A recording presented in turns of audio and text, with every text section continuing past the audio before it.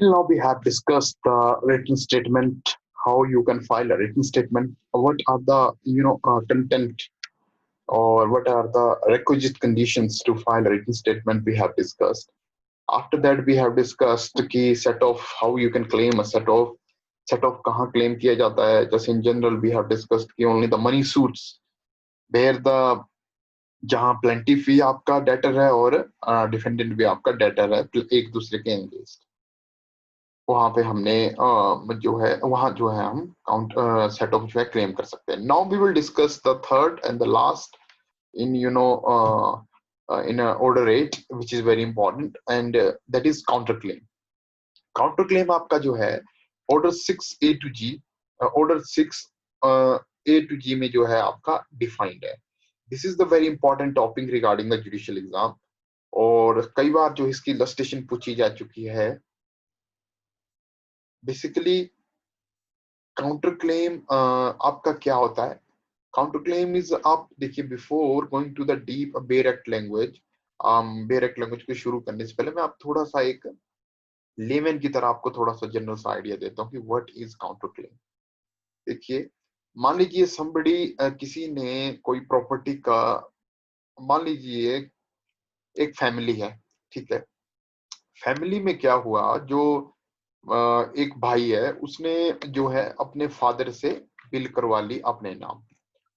ठीक है, और बिल करवा ली. अब जो जिस फादर ने जब जो बिल की जिस फादर ने बिल की उसके दो लड़के हैं. ठीक है, अब जो फादर की डेथ हो गई, बिल एग्जीक्यूट हो गई और बिल जो है आपकी बिल के बिल ड्यू टू द उस वसीयत के कारण जो है जिस भाई के नाम जो वसीयत की थी वो आपका ओनर बन गया उस प्रॉपर्टी का. ठीक है, अब उसने क्या किया कि सूट फॉर पोजेशन कर दिया उस टाइटल आने के बाद और जो दूसरा भाई था उसको उस प्रॉपर्टी से बाहर निकालने का.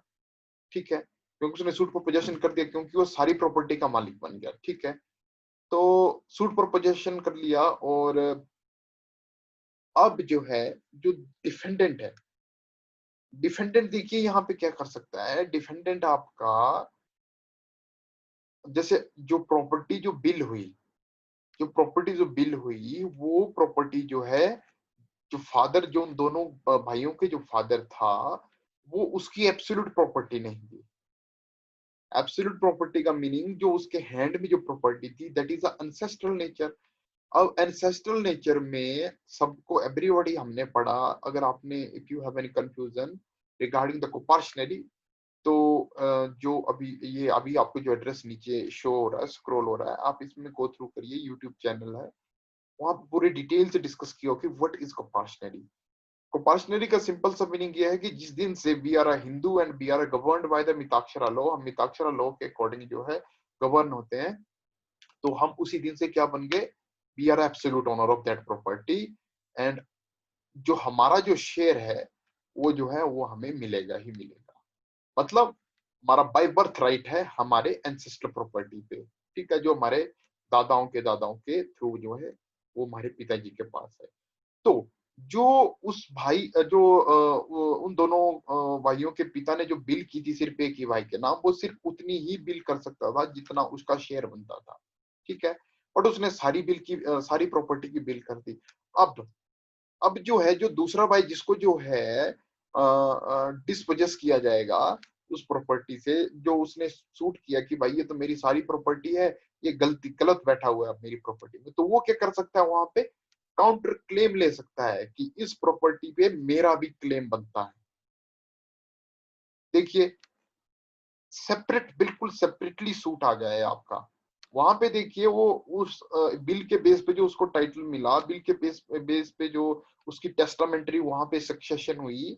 ठीक है, बट जो दूसरा भाई है वो बोलता है कि नहीं, ये जो बिल है ठीक है बिल हुई है बट इसमें मेरा क्लेम है क्योंकि प्रॉपर्टी जिस प्रॉपर्टी की जो बिल हुई है that is your ancestral and I am the Hindu and I have a by birthright because I am the co-partner in this property. ठीक है, तो this is the little bit story कि counter claim कब मांगा जाता है आपका. तो अब हम थोड़ा सा डिटेल पढ़ते हैं. काउंटर क्लेम देखिए क्या होता है. Counter claim is dealt under order 8 rule 6 of the Code of Civil Procedure 1908. It is a claim which is separate and independent from that of the plaintiff. It is also cross claim but not necessarily arise out of same cause of action. देखिए ये जरूरी नहीं है कि आपका same cause of action पे ही counter claim जो है आपका मांगा जा सकता है. ठीक है, इसमें आपका डिफरेंट कॉज ऑफ एक्शन पे भी आप जो है काउंटर क्लेम क्या कर सकते हो, डिमांड कर सकते हो, फाइल कर सकते हो. ठीक है. और now unlike a set of counter claim need not be mandatorily related to the recovery of a money.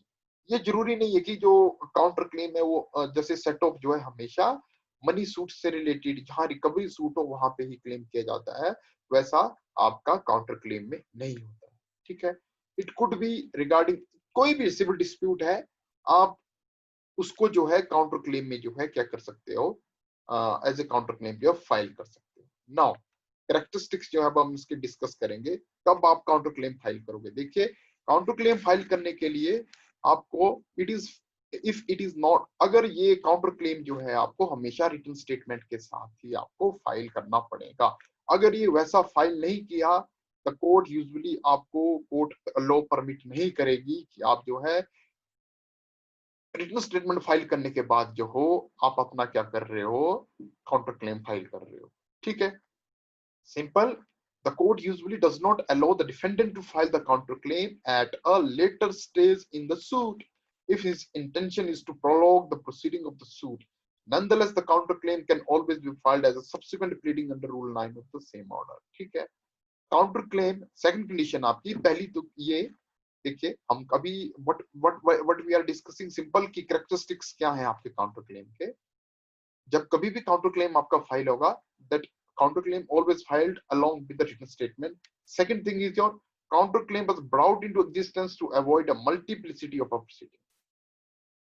Counter claim जो है बेसिकली पर्पस क्या है इसका, ऐसा ताकि जो है आपका मल्टीपल सूट ना आ जाए. अब देखिए जैसे मैंने आपको एग्जांपल दिया था, जो लास्ट एग्जांपल दिया था, उसमें जो है उसका भाई क्या कर सकता था, वो एक सेपरेट सूट फाइल कर सकता था. देखिए जिस भाई के नाम पे प्रॉपर्टी हुई उसने क्या फाइल किया, उसने सूट फाइल किया, सूट फॉर डिस्पोजेशन का, जो पोजेशन का सूट है कि ये गलती से ये इस प्रॉपर्टी में इसको डिस्पोजेस किया जाए क्योंकि I am the owner of this property.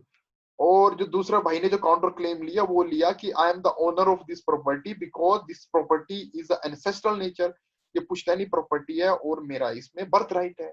ठीक है. तो उसने डिक्लेरेशन सूट की कि टू बी डिक्लेयर्ड, मैं मेरे को जो है इस प्रॉपर्टी का ओनर डिक्लेयर. अब देखिए डिक्लेयर किए जाए, दोनों सूट्स में क्या है आपका अलग अलग कॉज ऑफ एक्शन है. ठीक है. और अब वो डिफेंडेंट चाहे, अगर ये काउंटर क्लेम का प्रोविजन ना होता था उसको एक सेपरेट अलग से सूट करना पड़ता. इसलिए just to save the time of the court जो है, to avoid the multiplicity of proceeding जो है आपका काउंटर क्लेम का प्रोविजन जो है सिंपली लाया गया. एग्जांपल ले लीजिए एक और, A file the suit against B and B also wants to file a suit against A for completely different subject matter. ठीक है. तो इसमें ए और बी जो है दोनों एक दूसरे के खिलाफ जो है सेम, मतलब ए जब सूट फाइल करेगा तो बी जो है वहां पे काउंटर क्लेम ले सकता है. ठीक है. ताकि इसमें पार्टीज का टाइम भी सेव हो जाएगा, कोर्ट का टाइम भी सेव हो जाएगा. Now, the next one characteristics your the counterclaim is treated on par with the plaint and the plaintiff should be a written statement in response to the counterclaim. देखिए counterclaim जैसे ही file होता है तो इसमें आपका देखिए जो फाइल करता है उसको बोलते हैं काउंटर क्लेमेंट, और जो रिप्लाई देगा, रिप्लाई इन द सेंस मतलब जो काउंटर क्लेम फाइल हुआ that will be treated as a plaint. कई बार ये क्वेश्चन पूछा जा चुका है कि क्या काउंटर क्लेम को प्लेंट ट्रीट किया जाता है. यस.